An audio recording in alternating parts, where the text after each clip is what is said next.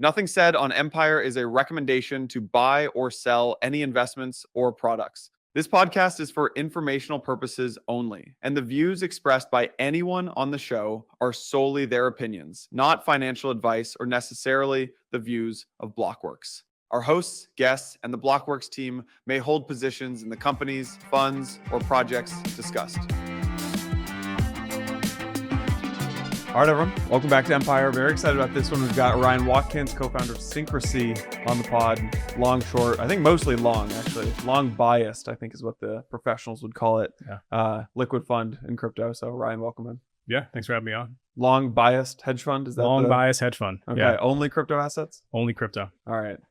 Well, I want to talk about a bunch of stuff. I mean, the biggest trade that I've seen you guys be public about is Hyperliquid. And when I think about people who have put on the Hyperliquid trade in size and done quite well, you guys are top of mind for that. But maybe before getting into the Hyperliquid trade, we could talk about just this market environment in general. Yeah. I think you're one of the only people I've seen on Twitter who is positive and saying that we're entering a healthy market environment right now. Maybe you could just expand on what that means to you. Yeah, I think when I say healthy, I mean that there's opportunities that are available, but it's not necessarily rising tide lifts all boats. And I remember heading into this year, one of the biggest almost like cognitive dissonance that I had was that I'm bullish, but at the same time, I'm like so cynical about all these assets in the asset class and all the behavior that we've seen over the past year, 2 years, even the past 4 years since the 2021 peak. And I think when you zoom out, like one helpful lens that I think we've kind of developed, and I think it's also helpful just to even just personally invest in many different asset classes to help you get to this conclusion, is if you actually have like the kind of global capital allocator hat on and you're thinking about, and you don't have a mandate to invest in crypto, like what within crypto would you actually buy? And I think heading into this year, the answer was like almost nothing. You could buy like AI equities. You can go into private credit. I mean, there's so many different things you can do. If you were a global capital allocator who could buy anything in the world, would you actually buy anything in crypto? And exactly. You're saying maybe there's one or two things. There was like a handful. Yeah. There's like a handful. And it was just being brutally honest with ourselves about like, what is the actual state of the industry or the state of like the token market? And I think when we put on that hat, we're like, all right, well, there's only so many things. Hyperliquid was one of them, as you mentioned before. And what is that reason? Well, it's like, if the bar is I can invest in, let's just say AI equities, because that's like the hottest thing that everyone wants to talk about. Well, then you need to actually offer something in token markets that's interesting to the person that can just go invest in like Micron, for example, or SanDisk or SK Hynix. And I think for that, you need a story of real fundamental acceleration and disruption. And there's just not many things that do that. And there's so many things I think in crypto that are interesting to us, but they're like hairy. It's like they have token unlocks, or maybe it's like interesting if you're a venture capitalist and you're thinking 15 years out, but what is essentially the urgency to get along? And I think that was like one of the biggest challenges that I saw in the market, while at the same time being so bullish on like a handful of products that we built, like perpetual swaps and prediction markets and stable coins and digital gold. And the fact that this year we're going to get like landmark legislation, hopefully the Clarity Act, where at that point heading into this year, 6 months after Genius, and starting to see like the stable coins stuff like starting to be implemented at a lot of these enterprise institutions. But again, there wasn't that many ways to play these themes, save for just a handful. Yeah. So you guys launched Syncracy 4 years ago? Yeah, 2022. Yeah. Okay. What has changed from the seat of a crypto fund? What do you think has changed from then to now? Yeah, I remember. So in 2022, obviously it was not a great year for the asset class. And I remember for us, we were sitting in cash for quite a bit of time. And one of the things that I think has changed the most is that even though we were in a bear market, I think the common psyche that everyone shared is that eventually we'd be back. And we'd be back and it'd be just like it was every other time we went up. 2021, 2017, it's going to be alt season. We're going to make 10x, 20x. That was the mentality. And what also was true is that, when the market came back, there would be an abundance of opportunities. And you didn't really need things to actually be real. Like you just invested in narratives and it worked. And I get the reason why. Like in 2017, we were going from a point in time where the altcoin market didn't really exist before 2017. And all of a sudden you had the ICO boom. And it's like, wow, look at all these ideas. Like it's not just Bitcoin. We have a million things. We're going to decentralize Uber and all this other stuff we said. And then in 2021, we went from, okay, these are not just ideas. These are actual like working experiments. These are like real things. And there was also real growth to show for. I mean, in hindsight, it was super speculative. A lot of like liquidity mining and all these incentive games like Axie Infinity and all that stuff. But there was growth. And because there was growth, you had to question yourself, like, okay, is this a big mega trend that I'm going to miss? Is this actually the next big computing platform? Which at the time, it seemed like it was the only game in town that was claiming to be that. It was like you had blockchain and then you had maybe like virtual reality or augmented reality, and Meta ended up betting on both with the name change and all that. And then you think about where we are today, like since 2022, and it's like, well, it's kind of clear that crypto blockchain is not the next big computing paradigm, or at least it's sharing that title with AI in the most generous take of it, right?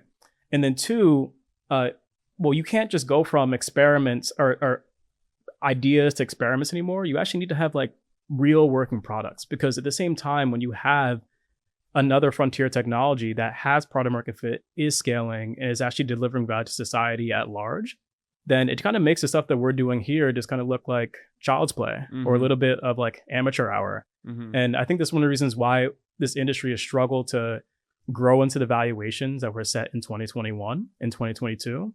And why like only so few things have seemingly crossed the chasm. And I even think to different assets that have done well this cycle, like say Solana. Solana, you can argue, like didn't really even make new highs since 2021. It peaked at 260 in 2021. And for a brief moment in time in January, when Trump launched his meme coin, got 300. But it just hasn't really broke out. Like you can argue that like Hyperliquid might have been the only thing that is breaking out over the past 4 years. It's actually why I don't know if you know Patrick O'Shaughnessy or the Invest Like the Best podcast, but he has a media brand called Colossus, and I'm sure you read this. They had a piece on Jeff and Hyperliquid, and that piece actually was this like real turning point for me with Hyperliquid, because I was like, oh, the institutions care about this too. This is the first breakout. So actually that Colossus piece was the thing in my head that kind of broke out. But we'll talk about Hyperliquid in a bit. Do you think going back to just like this theory and theme of the industry and where it stands today, do you think so you used to be able to just buy beta, right? It was just like, the industry's going to go up, let's get long. The industry's going to go down, let's maybe get to cash.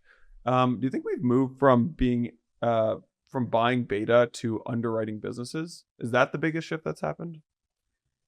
Yes. I mean, it's always going to be a moment in time thing. Like we could be in a different world in 3 years where you can just ride beta and there's an abundance of opportunities, and it could be like AI right now where you just throw darts to the board and anyone can do it.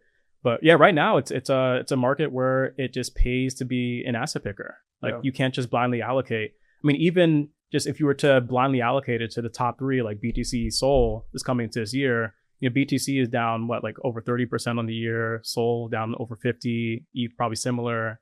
It just hasn't worked. So and I think it's because of what I said, where what is actually the reason. For example, I think oftentimes listen to podcasts, or I'll go on a podcast and you get asked to talk about what is the latest thing happening in the market. And, for example, if it was this week, you'd be talking about Sailor, you'd be talking about the war, and, oh, what is the impact on Bitcoin? Does it go up or down? And sometimes I just stop myself and be like, do these events actually matter? Or is it the fact that people lack so much conviction here that is why these things matter? Like when people lack conviction, they always come with there's a million reasons why they would sell. For example, if Bitcoin was at like 30K right now, and it's fallen enough, and people just were interested in bidding that level, I think you can ask like most people that, hey, if Bitcoin was 30K, what are you doing? To be buying like hand over fist. No one would care about what Sailor is doing. Like no one would care about Sailor is doing. He'd come out with some news on Monday, and it just wouldn't matter. People would just be buying hand over fist because it's at a level where they finally have that conviction. And who knows, maybe 60K is that level where people have that conviction. But again, like I think the problem is that people just don't have a reason to bid so many of these assets right now, and they're looking for that reason. Yeah. Before going too deep into the specific assets, this is almost an obnoxious question at this point, but this idea of a 4-year cycle and are we in a bull or a bear? Yeah. Either very end of a bear or either very beginning of a bull. Do you have thoughts on how you would answer this? Yeah. I mean, I think we're clearly in a bear market for most assets in crypto. I mean, for Bitcoin, you can argue that it started since October or September of last year. I think for a lot of altcoins, you can argue it started since 2021. Things have been down only. It's been a euthanasia roller coaster. But we're not in a bear market across risk assets at all. It's been a mega bull market for all these. And again, like, I mean, crypto was doing well until 1010. Until 1010. Well, kind of well. Like, maybe not. Yeah.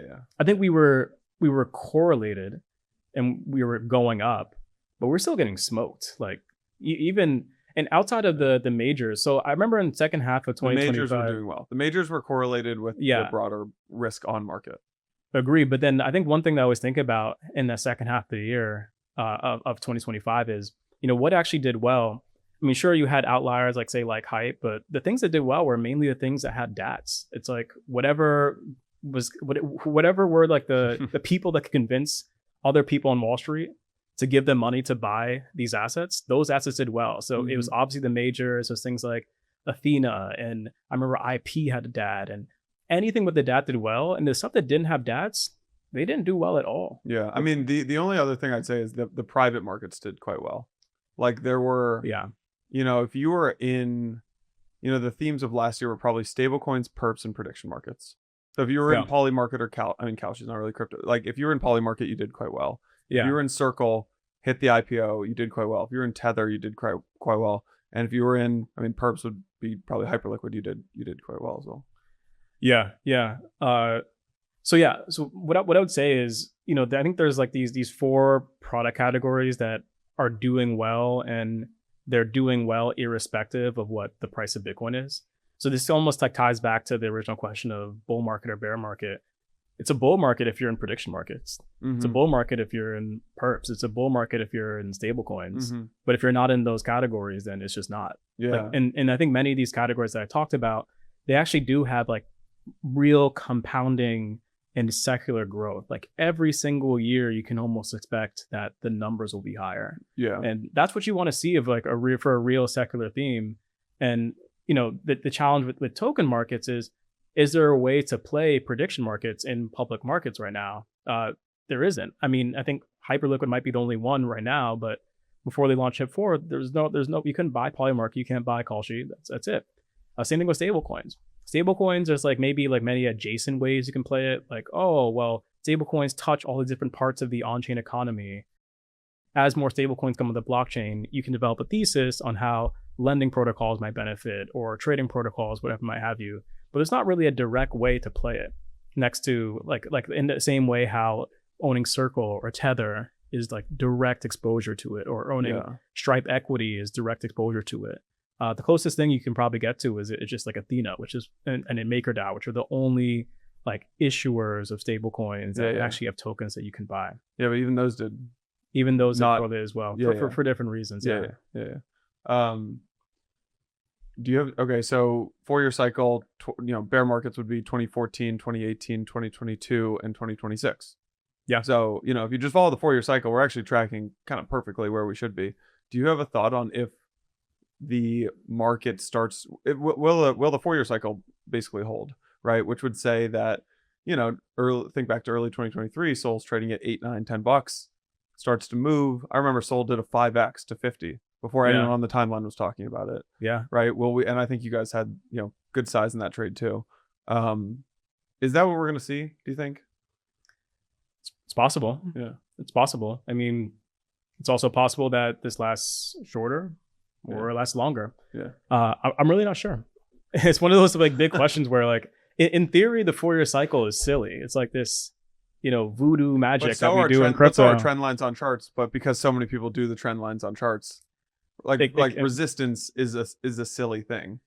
I agree. At least from my personal experience, it seems like the TA doesn't work as well on like real businesses, but it works much better on worthless assets because it's just all sentiment. Yeah. Right. So I can see why, like for crypto, like super immature participants, worthless assets, like, you just trade the sentiment. Like Fibonacci numbers should not be a thing, but the 61.8 line, there's always a bounce because so many people trade the Fibonacci numbers like there's going to be a bounce. Yeah. So. But then in equities, it's like, you know what, if NVIDIA comes out and they just say, earnings are up by 1,000%, like your lines don't mean anything. Maybe crypto stops trading. Yeah, maybe. I mean, this is talking our book here, but like, we're kind of pushing this investor relations thing, and maybe the more people are actually talking about their businesses, the more that Fibonacci numbers, the less Fibonacci numbers matter. Yeah, and I think that would be ideal. I mean, to be honest, it's like a waste of time if we're all this talking about like sentiment and TA, and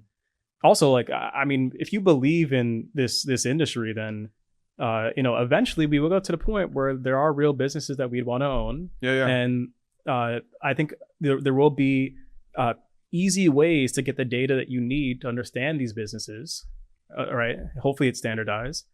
And then there will probably be over time a decoupling of the assets. And I think we're already in the early stages of that as well. And I've always had this thesis that we would end up decoupling, but between like Bitcoin and everything else. It's just going to happen slow. Bitcoin and all other assets, or you're saying the quality assets from the subpar assets? I think quality assets from subpar assets. Okay. But just in general, maybe the better word is just dispersion, because I don't want to single out Bitcoin as a thing to decouple from. I think that's like not really the point, but Robots and machines will outnumber humans on chain, and peaq is how they get there. peaq OS enables any machine to do business on any chain. It turns machines into autonomous actors and liquid assets with ease, giving robots access to capital and the ability to compound their value. That means funds, allocators, and institutions can underwrite, finance, trade, and route capital to machines the same way they handle any other asset. Millions of new potential consumers for any Web3 service, from compute to storage to anything a machine may need, without a human in the loop. Head to peaq.xyz or click the link in the show notes to find out more.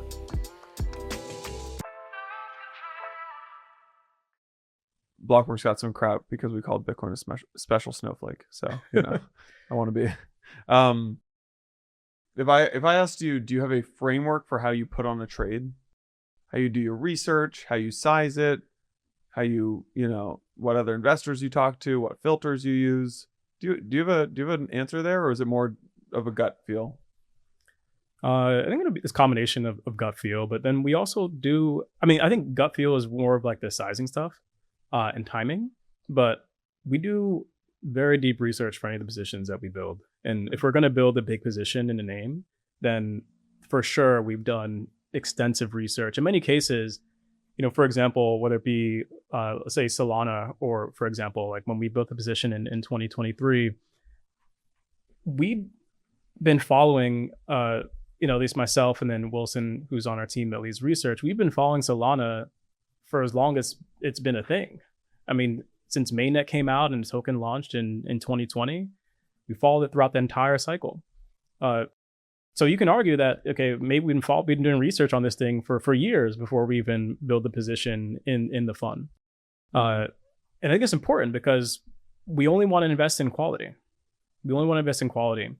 And I think you have to actually use your brain if you want to do that. And I think it's also an important point too, because I find that over the past year and a half, really since 2023, I think people have been conditioned through meme coins and perp trading to just think very short term. Yeah.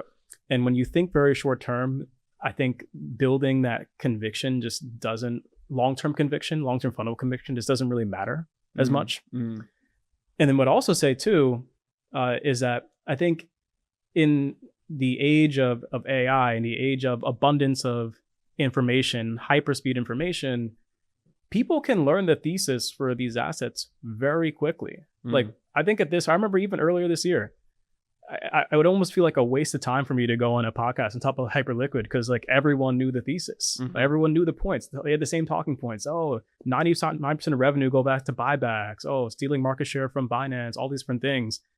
What actually made the difference is actually just the conviction. And the conviction, I think, only comes from just sitting with an idea until you really, really understand it. Yeah. Do you think there's something? So your team is made up of a lot of you were a Masari research analyst. Yeah.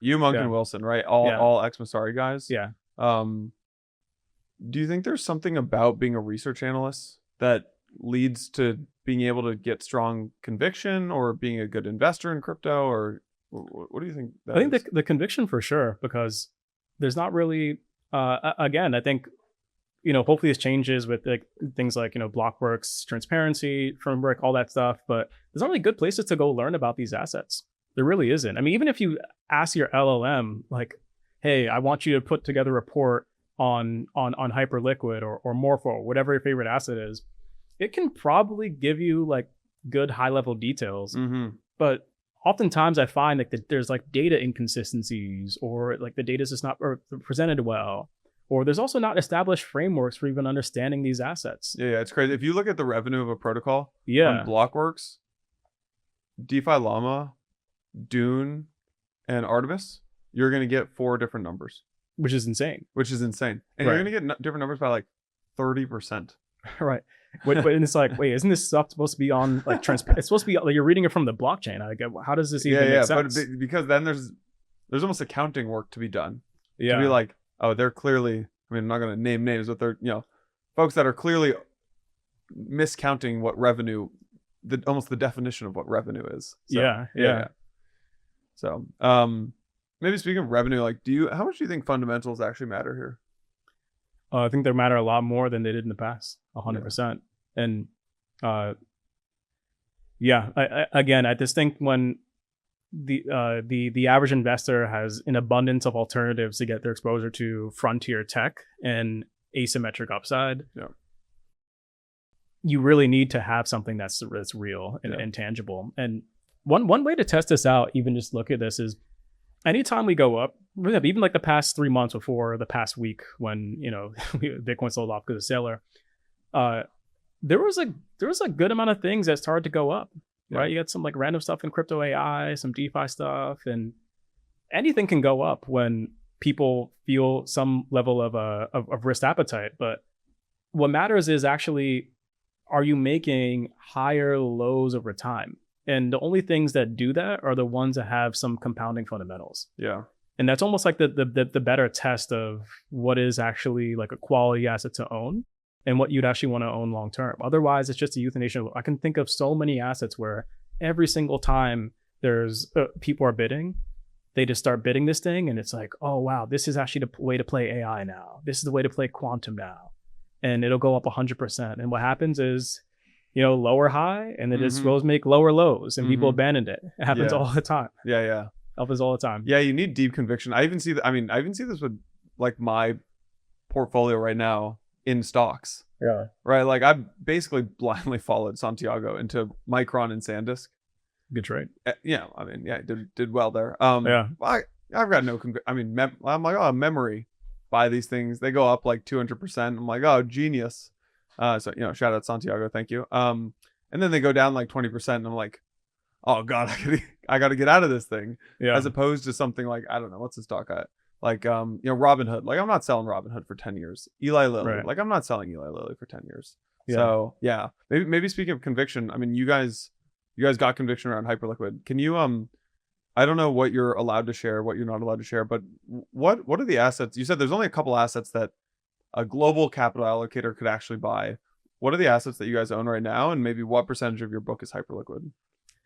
Yeah, so I can't share the details on number of assets we own and percent and weightings, but yeah, I think with that framework, it's really tough outside of Bitcoin and Hyperliquid. Yeah, and you're really, you either can put on certain positions, but you have to like limit your sizing, or you might just have to forego doing that at all. Yeah. And it could just be a point in time thing. What I always tell people is like, listen, in some ways, like this sounds hyper cynical of like, there's like nothing you want to own except for a small number of things.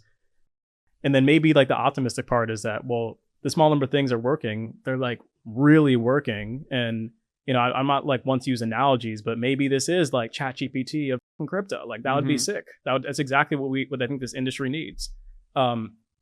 Now, if we think about this over time and we're not being impatient anymore, like we're thinking 6 months out, 12 months out, 24 months out, there will be more Hyperliquids, like not necessarily like the same exact opportunity. This could be like a once in a cycle thing. But yeah, there's going to be more assets that actually do break beyond this crypto merry-go-round. Yeah. And they do, and they're going to be in these categories that we talk about, like prediction markets, stable coins. I think lending is one that we're quite excited about. I do think that at a certain point we will get something real in crypto AI, but I think you have to be patient. And I think that, at least for me, every single 6 to 12 months, there's usually about 1 to 2 new assets that come out, and they're like, wow, you know what? This is real. I think this is worth a shot. Yeah. Yeah. Don't talk hype. Sure. You guys did the work. I don't know when you guys put the trade on, but I do remember Monk came out with a post. I think it was called The Great Perpification. This was maybe early March. Yeah. And I've been reading a lot of flood stuff, and we got this guy on our team, Sean DeDevins, who puts out great stuff. And I do remember Monk's post. I read that and I was like, I think they might be onto something here. Tell me, maybe we can just start with your Hyperliquid thesis, and then we can. I've got a bunch of questions to drill down from there. Yeah. So we've owned it since day one. And were you trading on it before, or did you get the airdrop, or you just saw the excitement around it? No. So we don't trade perps as a fund. And to be honest, I actually had personally never traded on Hyperliquid until that day when we actually bridged go by Hype. Until the airdrop. Until the airdrop. And then you saw the excitement around the airdrop. So I've been tracking Hyperliquid. Yeah. But I just wasn't using it. Yeah. Now I think Monk on our team was using it, and that's a different story. But this is like before he joined us.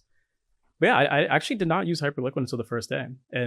But what we did know is that the second that this thing launched, we were going to buy it. Interesting. Yeah. How come?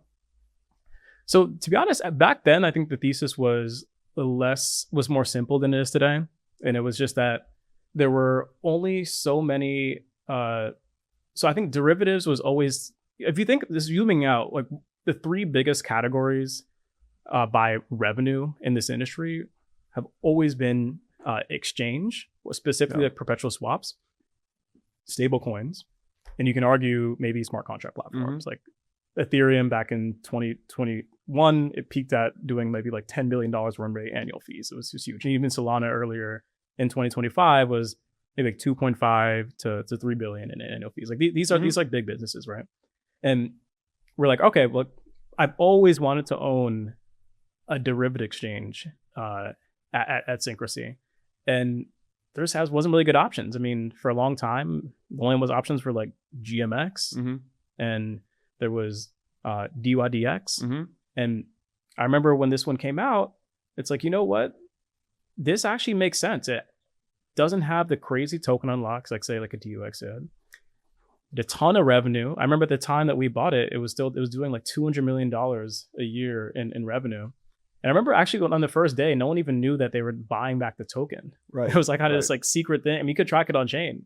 I was like, yo, who the hell is like the assistance fund? I'm like, oh wow, this might be this is the team like buying back the token. Like, this is crazy. And I looked across the landscape, like how many projects are even like the tokens that you can own are generating that much in revenue and passing it back to the token holders. And at the time, there's only 3 that were higher, and it was just it was Solana, Ethereum, and then I think might have been like one more, which I'm forgetting, maybe like BNB. So I was like, oh wow, well these are all worth multiples of what Hype is. And it was just that. It was simple. As we kind of continued to do our research, it became much bigger than that. And that's when we started to develop like this everything exchange thesis. And we ended up putting that one out in like Q1 of 2025. That was like the first Hyperliquid thesis we put out. And I think the thesis has more or less been the same since then. I think it's just started to become more clear as unified margin to trade any asset. Like that is a Hyperliquid thesis. Like you can put $1 in, that dollar can be a stable coin, or in the future it could be a portfolio of assets. And you can use it as margin to trade anything. It could be perpetual swaps on crypto, equities, commodities. It could be prediction market positions. It could be options.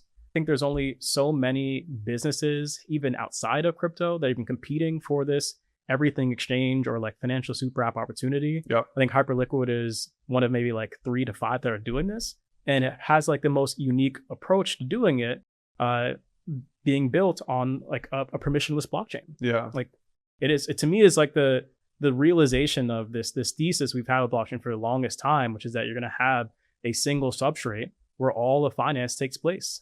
Like that is an amazing thing. It's like, and I think so many people like early on, they trip themselves up on this centralization of it. And I remember even myself, I was thinking like, wait, hold up. It's only, it's like 4 validators, and there's this bridge risk, right? And what I started to think about is this almost like concept of like path dependence. And this is actually what I thought about with the Solana thesis at first as well, because I remember back in 2022, 2023, there was a lot of pushback from the Ethereum community of like, they're just beefing up the validator requirements, and that's how they get all this like increased throughput. And like, oh, we can't build this global financial system. It needs to be like end users that run the validator. And it's like this philosophical argument. And I remember like we did our work and we're like, you know what? I don't think that's true. I think what makes sense is this compromise on the interim of like, you know what? Fine, let's just have the validators in the data center, and we can work towards getting end user verification in the long run. And the good part about it is that, well, now we can actually have usable applications, which is most important. And I almost think the same thing happens with Hyperliquid as well, where it's like, yeah, you know what? Maybe the end state isn't just having 4 validators that are co-located in Tokyo, but this is going to change over time. And it has changed over time. Like we've gone from 4 to 8 to 10 to 20 to whatever, right around now, 20 to 27 right now. And we're going to keep on growing that validator set. And what's most important is that we actually built a product that is killer and that people use. And we may be right, like the Ethereum people may be right, or the Solana people may be right, that the end state is actually to have globally distributed validator set. And that's what you need as a foundation for global substrate for all of finance and commerce. But how do we get there? Is it you start on the extreme end like Ethereum, where it's like all these individuals running nodes, and then you can't have a working system for like 10 years? Or is it like Hyperliquid, where you have actually a working product and it scales and you just slowly decentralize it over time as it's needed? Because I think the core users of Hyperliquid, they just don't care about that right now. And they didn't at first. And I think this is something that matters as it scales more. And that's a question that we'll have to answer over the coming years. But you have time to do that. Yeah. Why did you think that Hyperliquid would become this massive thing when, you know, I do know a lot of people who missed the trade who said, look, BitMEX came and went, DYDX came and went, Synthetics came and went, GMX came and went, right? The graveyard is getting pretty big of perps exchanges that did become, I remember like, you know, all the Blockworks analysts like 2022, they're like all in on like GMX. You know, then the next guys were like all in on the next thing, and then there's just, it's the graveyard, right? Yeah, littered with perp dexes. So why was Hyperliquid going to make it and not become one of those guys? Yeah, no, that's a good question. I mean, so at first I actually wasn't sure. It was more so, okay, this is just like a great trade. And I think as we did our work, there were a couple things that stood out. One was actually just experience of trading on it and the experience of onboarding onto it. That was like unique. And I just remember even using like a product like GMX or using a product like DYDX. It didn't compare in terms of like the latency of doing a swap or just the process of getting your assets onto exchange. I was like, oh, this is like a centralized. Yeah, I was like, oh, this feels like using Binance. Yeah. So that was one, which I think is always important to kind of do, like to actually use the product, because someone could write it out for you, but to actually just use it and feel it for yourself, I'm like, oh yeah, this is like a big aha moment for me. The other thing is, I think the founder and the team, and I think it's helpful, you know, to have the conversations with people in the ecosystem, have conversations with the team themselves to help build a conviction. At least for me, I always need to talk to the founders and just get a sense of whose people are, what their motivations are they killers or not? And then I think the other thing was the kind of go-to-market strategy was unique in that, while yes, like the infrastructure itself was relatively centralized. The approach to scaling the ecosystem was this community-driven fashion. So you get the benefits. So it's almost like you get the benefits of like, an Ethereum or Solana, where permissionless for anyone to use, permissionless for anyone to build, deeply composable. You get to tap into the swarm to launch new markets or new front ends, and that's just something we just hadn't seen before at all. Mm-hmm. When did you start to put on this? It sounds like it started as a trade, and then it quickly turned into like your big, maybe the investment of the cycle for the fund. Yeah. What changes there? What do you mean, like what changes? Sounds like when you initially found it, you said, look, there's Solana, there's Ethereum, there's BNB, they're all at the top of the charts, and then there's Hyperliquid, and maybe there's some arbitrage to be done here. Not arbitrage, but there's a big gap between the valuations of these things. Yeah. And then it sounds like now, I mean, I just know what I read publicly, right? Like, we're not talking about Hyperliquid all the time in DMs, but it seems like you guys have a pretty big Hyperliquid position. So it seems like it's gone from a trade to a large investment, whatever you could just define as the differences there.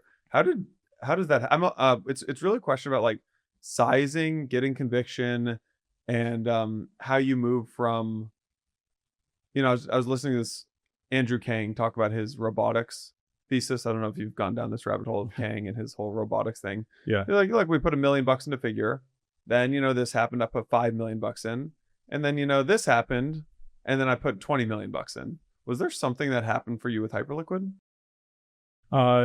Yeah. Well, listen, I think we bought a lot on the first day. I think really what changed is like I said, we just sat with the idea. So I remember during that time, this was basically December to January and February, because that was the time where it ran up from 3 to 35 and then back down to 9 at the TerraFlows, which is in April of 2025. And during that time, there wasn't really that many new things that I was spending time on in crypto. There was the AI agent stuff, which was like hilarious. That was fun, but it wasn't real. So the only thing that was real that I was focusing on was really just Hyperliquid. And we just spent a lot of time, I'm saying this researching, we're putting together this thesis that we end up sharing publicly.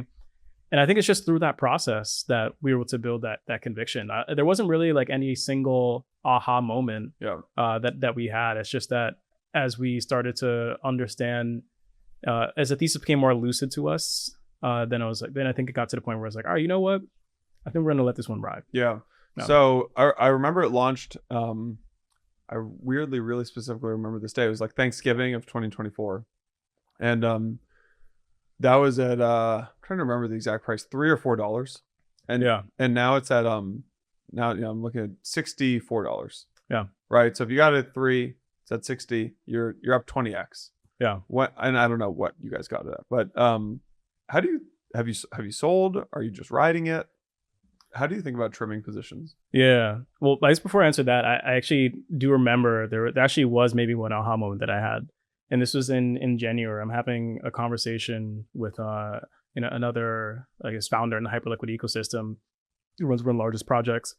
And I think what reframed it for me was for a long time, this was the case with any DeFi protocol, is the mentality when you're investing in it is, I'm investing in this project because I think it can dominate DeFi.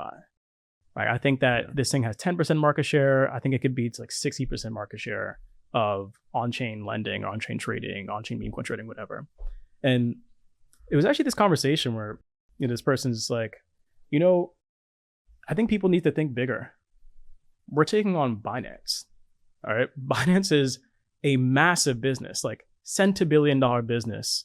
And this business line for them is worth like tens of billions of dollars.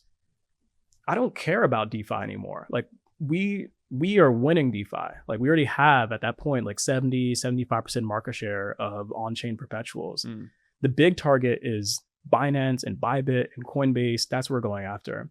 And what you want to track is the market share versus these exchanges. And that's when I think the thesis started to become more clear of like, well, what actually matters in competing with these centralized exchanges? And then it's some of the things I talked about where, and these are things that would help Hyperliquid in the long run. And, once I kind of got to that point of view, I was like, oh, wow, you know what? This is actually like a real business. Yeah. Yeah. And I'm just going to let this thing ride. Let it ride. I'm going to let it ride. Yeah. Yeah. Do you have like, I mean, yeah, I'm not an investor. Do you have like price targets? How does this work? No price targets. No price targets. Yeah. You're just letting it ride. Yeah. Is there something that would get you to sell? I think whenever I lack conviction. Yeah. Okay. There's like another thing that this is actually a good jumping off point, because like I also like this kind of ties back to the original question of like trimming or whatever. Yeah. And we have trimmed around the edges here and there, but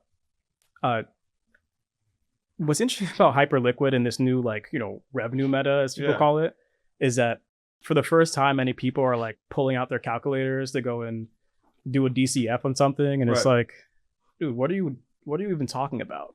Like the thing about Hyperliquid is there's been so many generational businesses throughout history, and the entire time that they were in public markets, they looked expensive. They're trading at 30x, 40x, 50x earnings, or in private markets too. Or, I mean, the or in private generational markets. businesses always look expensive. Right. Yeah. They always look expensive, Yeah. and I think maybe what we fail to underestimate as human beings is like the exponential curve of how earnings or revenue can go from 100 million to a billion to 10 billion. This can happen very, very fast. It's really hard to price that in. It's really hard to understand that. And I think that's the same thing that I think, at least that I'm understanding with Hyperliquid, where it's like, once again, if we actually believe that this technology that we've built called blockchains over the past almost 1.5 decades is going to produce any value for society, well, there are going to be really big businesses get built. And right now, as pessimistic as I made it sound about the state of the asset class before, we're still at like day one of this stuff taking over the financial system. Like, do the math if you want to use a calculator on what some of these projects look like when you have 20% of all trading volume across all assets on these blockchains. Like, I'm not saying this is going to happen in a year, but could happen in 10 years for sure. Yeah. Do the math on that, and you're going to get to some pretty insane numbers on this stuff. And I think that's actually like the thing that people have forgotten to do is dream. Dream. Yeah. I mean, at the end of the day, like, this is early stage tech. Like, I agree. You have to be willing to dream if you're going to be here. Otherwise, you should go do something else. I agree. I forget I'm going to totally botch your tweet, but you basically said, like, if you're logging into Twitter every day and just bear posting, like, what are you even doing here? Yeah. It's not a good way to live life. Yeah. Yeah, I tend to agree. Do you also buy things around in the Hyperliquid ecosystem? I just met with like founder building a one of the big lend borrow protocols in the Hyperliquid ecosystem. They've got a token. Like, are you buying that token too, or you're just long Hyperliquid? Yeah, we haven't bought anything in the Hyperliquid ecosystem to date. Yeah, because historically the chains just end up performing so much better. Or I should say the ecosystem performs better than trying to pick the app. So there is some element there where it's like, even think about this now with some of the other L1s where it's like, let's say you're bullish on Solana. I mean, does it even make sense to go and bet on anything in the ecosystem if you're unsure about Solana? Like, probably not. Yeah. And I think the risk reward is probably already like really good if you believe in Solana, just go buy Sol. Yeah. The other thing, which I think is more important, is that I think it's been hard to find quality exposure. And I have been worried about like losing hype as I rotate into those if I were to do that. And I even think about it, like, let's just say you can actually own anything in the Hyperliquid ecosystem, like whether it's private or public. Like, what I want to own, I'd probably just want to own like Trade XYZ, right? Yeah. I wouldn't want to own like some of the. Do you own Trade XYZ? No. Do you guys do venture investments? We have done a couple. Yeah. But that is not really like the bread and butter of the fund. Yeah. Can you explain Trade XYZ? Yeah, I mean, I think the way to think about them right now is they're the largest market deployer on Hyperliquid. So and at this point they have well over a 90% market share of HIP-3 deployments, equities, commodities, what it might be. So it's really the thesis is really that simple. If you almost thought about like Hyperliquid as this decentralized organization, you have the core team that handles the Hyperliquid chain, and they're in charge of like the core functionality, but all the new like market creation and management of those markets is now third-party teams. So you have teams like Trade XYZ that are doing all like the TradFi stuff, and they probably have a new team that will do prediction market stuff, and they're almost like units in a giant hive mind like swarm organization, which is Hyperliquid. Yeah, and obviously, and you know, I feel like Shoku is basically an extension of Jeff and team at this point. Yeah, I think they're integral to the Hyperliquid thesis. Yeah, I agree. What do you think the comp is for Hyperliquid? Is it CME Group? Is it Binance and Coinbase? Is it Solana or Ethereum? It's a combination of many of those things. I think what makes the most sense right now is just it's probably like, I think the crypto exchanges like Coinbase, Binance. Now, granted, those are more diversified businesses than Hyperliquid, but I think Hyperliquid is all starting to diversify more as well. For a long time, it was just like the crypto trading, and now it's TradFi stuff. And now they get the stablecoin revenue from USDC. Yeah. And then they have the prediction market stuff that'll come out. Yeah. So it is like slowly diversifying over time. I also think like CME, I think Robinhood, like some of like the neo brokerages as well are decent comps. And yeah, I honestly do think Ethereum and Solana. Now, you know, I don't think that like Ethereum and Hyperliquid are remotely the same product today. Yeah. For a number of reasons, but if the end game is, you know, Hyperliquid calls it the house of all finance, Ethereum calls it something like Solana calls it internet capital market, it's all the same thing. Like we're all saying we're going to do all finance on blockchains, and they're all going toward the same thing. So I think it's hard to actually be long any of these things and not think about them competitively. Yeah, I saw this with if you take out the blockchains, you saw this with in CeFi, right? Remember in like 2018, 2019, 2020, you had people who launched as custodians, people who launched as lend borrow, like the BlockFi and Celsius's, which RIP, but back then it was fine. You had the exchanges, you had the prime brokerage platforms, and eventually you realize they're all building the same business. They just started with, one started with a custodian, one started with an exchange, one started lend and borrow, but they're all building the same thing. Yeah. Do you also buy Lighter or any of the other perps platforms as a hedge in case you're wrong? No, we don't hedge our Hyperliquid exposure in that way. Do you use leverage with Hyperliquid? No. So listen, I've entertained some of the other like perps exchanges, like I think like many people have, and there's just none that stand out. I mean, I think there's redeeming qualities in many of them, but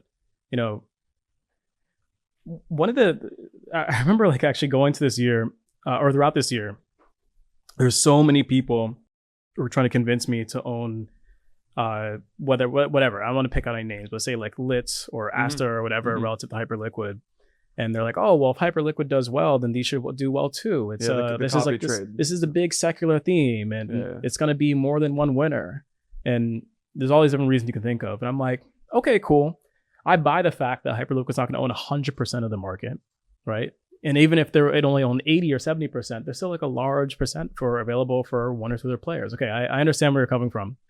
The problem is that the reason why people are excited about Hyperliquid right now is because of like in the early parts of the year, the silver and gold perps, it was oil in February and March. And then more recently, it's been like AI equities. Pre-IPO stuff. And pre-IPO stocks, right? Which at this point is like damn near every category. Like we just said like equities, commodities, pre-IPO stuff. Is that stuff taking off on any of these other exchanges?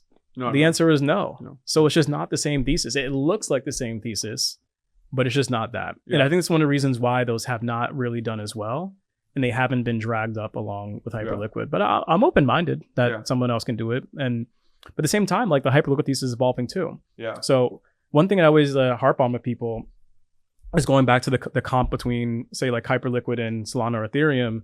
Jeff has been telling you for a long time exactly what he thinks Hyperliquid is. It's not the greatest perps exchange. It's not even everything exchange. It's the house of all finance. Yeah. And to be honest, I'm gonna take him for his word because he's just been executing on it, and like he's proving that he's actually like that is the end goal. If that is the end goal, then you have to be, if you're like an Ethereum holder, Solana holder, you have to kind of be like looking out behind your back of like, yo, is this guy gonna come after me? Yeah. Let me take the other side of this argument. which is almost more of a market dynamics thing. But if you look back at 2023 to 4 to 5, so many of the crypto investors missed the Solana trade. Yeah. And so what I saw and what I've seen over the last year or two with Hyperliquid is people are so scared. And then you have to go to your LPs and tell them, yes, we knew Anatoly and Raj. Yes, we were looking at Solana. No, we didn't put on a trade. No, we didn't capture, the 20x. So now when Hyperliquid comes out and, it's really taken over most people's feeds, you buy it because you have PTSD from the Solana trade. Yeah. That's what I've seen. Yeah. And so even these funds that don't have the conviction that you have are in the trade. Is the trade too crowded? So I'd say no. And I think the reasons why, for one, I think it's kind of hard for anything in crypto to be really crowded right now because there's just not a lot of capital coming into the asset class. In fact, there's been a lot of capital leaving the asset class. So if your point of view is that there's going to be more capital coming in over the coming years, which at least is my view, then like even ideas that have a lot of, fund ownership can probably do well. Yeah. So that's one. The other thing is, again, like even if every fund owned it, which is not true because I talked to many funds that don't own it, and every fund owned it in size, which is not true. Even if that was true, you still have the rest of the world that does not have exposure. And that's where I think things like the Hyperliquid Strategies Treasury Company and the Hyperliquid ETFs are really important. Yeah. So for example, there was in the latest 13F like D1, like this like TradFi discretionary legendary fund, they disclosed that they own some PER. And what ends up happening is people end up copy trading each other. They're like, wait, what is this PER thing you own? And they're all boys. They talk to just like how all the fund managers. What is it, Daniel Suntime or something? Yeah. He's like top 10 manager right now. Yeah. These people all know each other and they end up talking. They got group chats too. Exactly. just like in crypto, like we all talk to each other. And Citrini. I don't know if you saw Citrini. He mentioned it today. Just posted today saying, it's one of our big ideas for June. Exactly. Yeah. Exactly. So I do think there's a lot more. And again, like this actually ties back to the original thing in the conversation about like the global capital allocator. Yeah. Well, they're like, okay, I've been hearing about this crypto thing since Trump got elected. Is this supposed to be this big theme? Right. I've sat out of it, and it was probably a good decision. Yeah. There's been nothing to own. But then now there's actually like a real like disruptor here. And I haven't seen that before. That's interesting. Like that's really, really interesting. Yeah. And I think the Colossus article was important too, because, everyone on the Hyperliquid team is a pseudonymous, right? Other than Jeff. It's probably important for these people to just have some person that they can look at. Okay, I know who's running this. This isn't going to be another FTX. Yeah. So I think that's a large pool of capital that is still available to buy this. And that's just the discretionary hedge funds. Now, if we're talking about more institutional investors, pensions, endowments, we're talking about this global retail. Like there's still way more people that could buy this. Not that that's like the basis of the thesis is that we're just gonna have a bunch more people buy this, but I'm not worried that there's a lack of capital available to push this thing higher. Yeah. Anything else on Hyperliquid that well, I guess at the beginning, I mean, you said there are only a couple assets that big capital allocators who can invest in anything. Yeah. Right. Maybe a generalist fund, we could call them. There's only a couple things in crypto they could buy. You said Hyperliquid and Bitcoin. Yeah. Is there anything else that you think is interesting right now? Anything else that, and like you don't have to say what the fund owns. I'd be curious if you are able to say it, but if you had to pick maybe 2 or 3 assets that you think are interesting. Yeah. Listen, I think there's probably another like 10 to 15 things that I find interesting.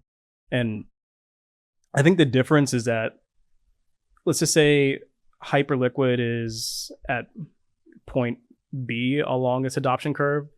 Many of these are at like point A, which is 6 to 12 months behind where Hyperliquid is. If you think that like perpetual swaps as a category inflected within the past year. And what are those categories for me? I think it's spot trading for tokenized assets.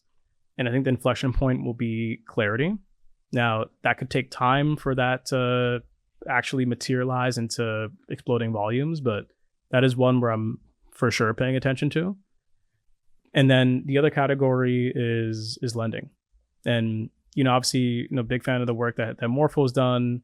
And I think that's another way of playing like the merging of traditional finance and blockchain. So what's the thesis for, I think, on-chain lending and borrowing in general for you right now? Yeah. So listen, I think like one underestimated second order effect of the Clarity Act is that if you can't actually pass back stablecoin yield to the end users anymore, at least passively, then I think that creates an incentive for all these exchanges and all these brokerage platforms to funnel these users into more active strategies. And that could be like the exchange itself taking the stable coins and lending it out to like what the people they lend it out to. But it could also mean like integrations with different DeFi protocols. And that's one thing that I'm like really, really excited about. And this could be like a monsoon of liquidity that comes on chain. Now, it only solves like one half of the equation, which is the supply side, not the demand side of who wants loans. But that is something that I'm really looking forward to after Clarity. Yeah, I agree. We did an episode with John Zettler, who's at Kraken. He runs like a lot of their vaults products and their earn product, and then Sun, who's the founder of Veda. Really good episode back in, I think it was January, talking about how big vaults are going to be. So if you're looking for like a bull case for a Veda or Morpho or a Spark or even an Aave or something like that, would be for like, that's probably the thesis. Exactly. So definitely a sector to look out for. And it's just one of those things where I think it's easy to be bullish long term, but then in the interim, we just have to deal with like, and this is somewhat true, somewhat not true, but like Mythos hack overhang. Yeah. We'll have that for a year or two, but it's going to harden the protocols. So. Exactly. Do you guys own Morpho? We do not. Why, if you like something, why not buy it? I think it's what would get you to change your mind and put on a position in Morpho? Yeah. So this is not specific to Morpho, but again, like if we're going to be in this, it's been a challenging environment to navigate, and for crypto the past 6 months or even the past year, right? And what has actually worked well, it's only the things that don't have any hair on them.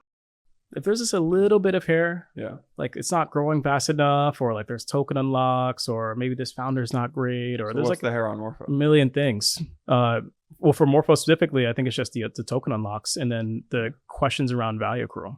Yeah. So if you were sitting in Paul, if you were sitting in their shoes, how would you fix that? Around the unlocks? You're Paul. You say, look, I'll buy your token if you can fix this and this. Or you're saying he can't fix it because it's about the unlocks.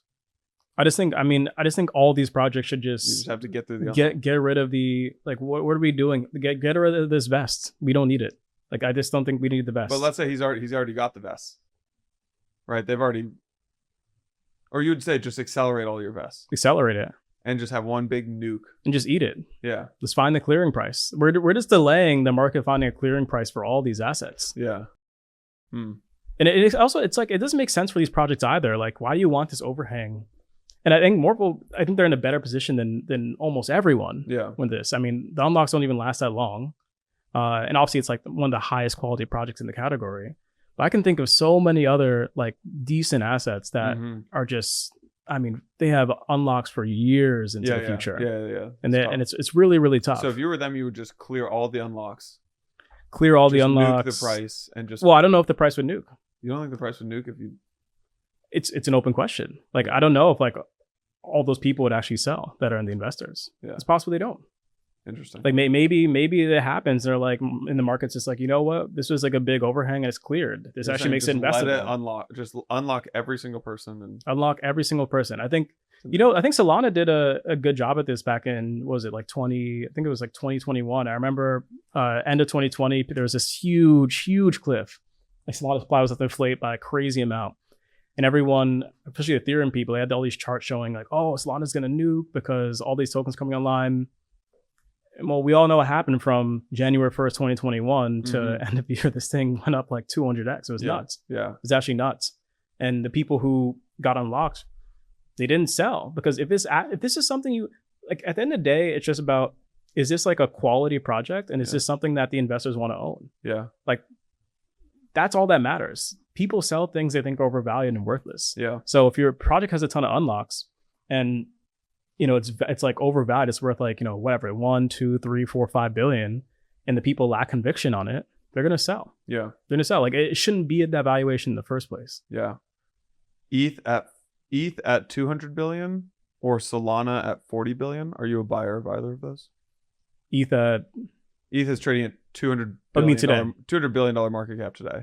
Yeah. And Sol is at $40 billion market cap today. Sol's at $67 and ETH is at $1,700 when we're recording this, which is June 8th. Yeah. Not a buyer of ETH. Yes, I'm a buyer of Sol. Buyer of Sol, not a buyer of ETH. Yeah. Okay. Now, so then, yeah, go ahead. Yeah. So the L1s are like the most evasive assets when it comes to valuation. Yeah. Like, I mean, because you could be the guy to be like, all right, these are like businesses, you value them on revenue. And if that was your mentality for the past decade, you'd have been dead wrong on Ethereum every single step of the way. And also Solana, right? And I keep coming back to like, well, how do you actually value these things in the first place?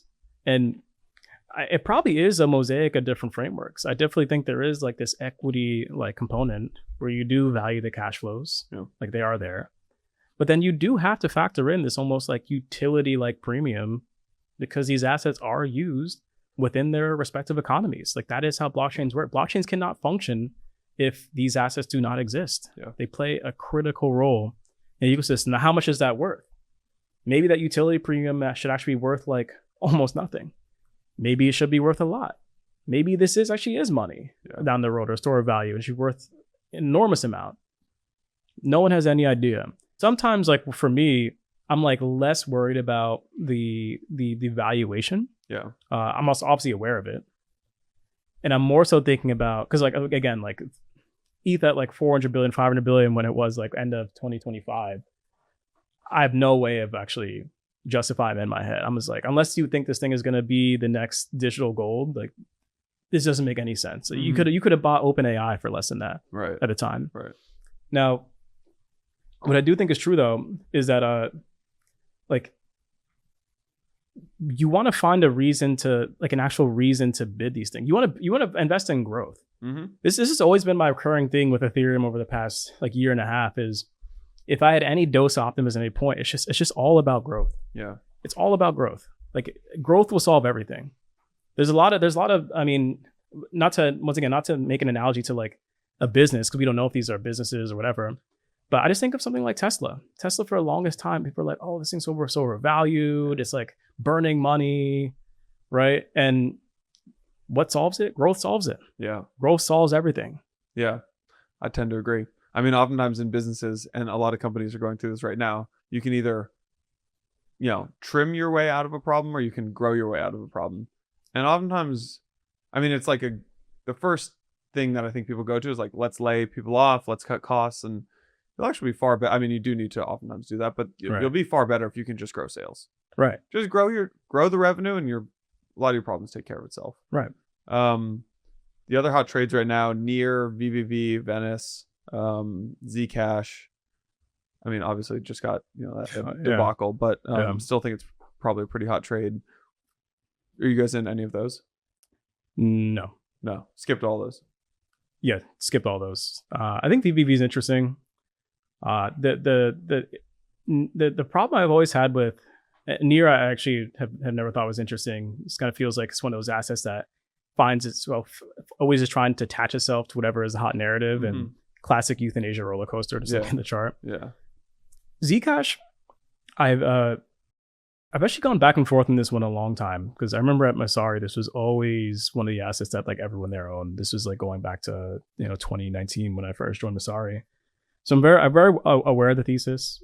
There's a couple of things that always made me skeptical. One is I've always thought that privacy is a feature. And what people actually want to do is they want to protect they want privacy for the assets they use. They want privacy for dollar transactions. Like when I'm going to buy a cup of coffee, or I'm going to send money to a friend, or I'm paying for a subscription, or I'm like paying for a house. When someone's doing payroll, they want privacy for transactions in dollars.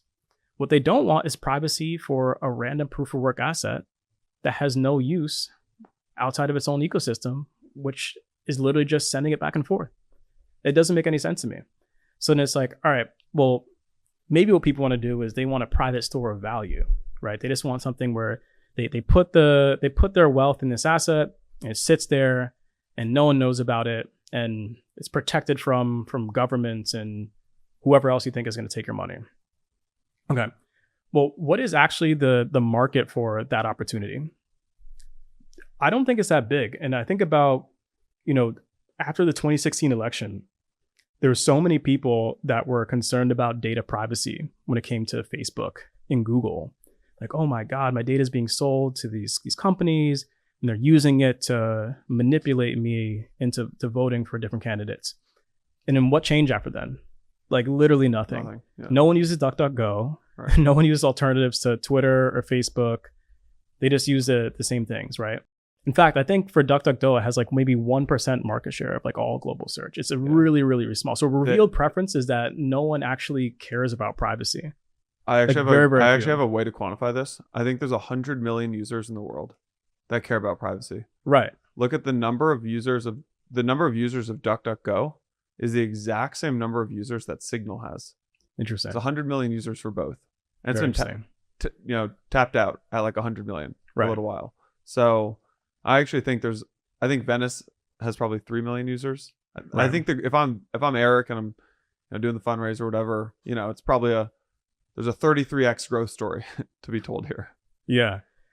Yeah. So, or Zcash or whatever privacy thing you're pitching. So there's the thing, listen, I think privacy is important as a societal value, and I think we need to have private options. And I do think privacy will be important in finance that we have on blockchains. But again, like the privacy is most important is not the extreme cypherpunk version, which is like put all your money in Zcash and go walk away. It's like, just make sure that when I get paid from my employer, no one can see what my salary is. Yeah. Like, totally. That just seems reasonable to me. And then also another thing that I thought about too with the Zcash thing is that what is the psychology of the many people that were buying it on these prior two run-ups? And a lot of it was just derivatives led. Mm-hmm. A lot of it was people buying because they had some sense of FOMO. Mm-hmm. Like, oh my God, this thing can go to 5% of Bitcoin's market cap or 10% of Bitcoin's market cap. And there were the amount of people who actually had that like deep fundamental conviction was a very small fraction of the community. So I'm not to say like this thing can never come back. And maybe like that kind of like loud minority will continue to convert people over time, but I've been very, very skeptical. This entire time. Ryan, man, this is great. Anything that we haven't talked about that we should? No, I think we covered a lot. Anything that feels obvious to you that you think other people are missing? That crypto is going to be a big thing. I mean, I think that's maybe the only obvious thing that people lose sight of every single time we go down. It's like classic story of crypto. Where anytime we go down, people start writing these long threads and long tweets about why it's all over, and it just never happens. Cool. Ryan, appreciate you, man. Appreciate the time.